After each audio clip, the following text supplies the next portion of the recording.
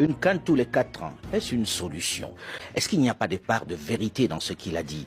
Est-ce que sur la gouvernance même du football africain, il n'y a pas des choses à faire? Et qui doit décider si ce n'est pas la FIFA? Hervé Penaud. Non, mais le gros problème, c'est que lui, il a mis en parallèle, si vous voulez, l'argent que devrait récupérer le football africain et en se déconnectant tout à fait, à mon avis, des réalités du football africain. Et ça, c'est un vrai souci. Alors déjà, il y a une chose qu'on n'a pas parlé, c'est même la sociologie du football africain. C'est-à-dire qu'il faut bien se rendre compte ce qu'est une CAN pour la plupart des gens qui vivent en Afrique. C'est un moment de bonheur incroyable. Samuel pourra en parler. Quand il voyait les Lions, quand il entendait à la radio les Lions jouer, c'était un moment incroyable. Donc ça, il faut bien se rendre compte qu'on parle de pays, pour beaucoup de pays si ça en doit difficulté. doit améliorer la compétition Oui, en mais passant à 4 ans. Non, mais justement, alors ça voudrait dire déjà que vous privez, une fois tous les 2 ans, genre de ce rêve en quelque sorte. Mais pourquoi pas? Pourquoi pas? Mais alors j'aimerais savoir comment il va récolter son argent. Parce qu'il dit qu'à partir du moment où on le fera tous les 4 ans, ça fera 4, on peut faire 4 à 6 fois plus d'argent. Alors moi j'aimerais savoir comment il va le faire, surtout qu'en plus ils ont découplé. Mais il ne vous l'a pas expliqué comment on fait ça? Mais moi je dis, ce n'est que l'intérêt des Africains qui nous intéresse. Et je ne pense, même si Gianni aime énormément l'Afrique, il a beaucoup fait pour l'Afrique.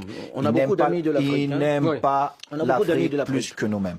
Maintenant, il faut que Gianni et les autres sachent qu'il y a une génération qui n'est plus complexée.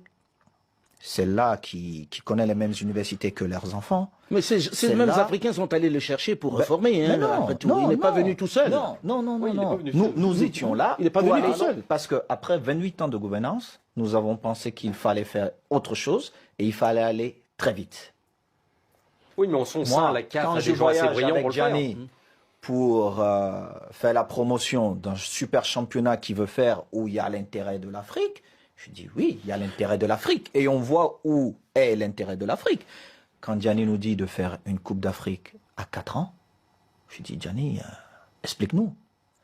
Mais tu ne nous expliques pas ça devant tout le monde. Parce qu'il y a un président de la CAF. Et si tu veux avoir un discours comme celui-là, on discute d'abord en off. Et d'abord, Ahmad, c'est son aîné. Tu peux pas parler aux aînés comme ça. Moi, il y a ce respect. Ça, c'est le truc africain. Non, ce n'est pas seulement le truc africain. C'est normal.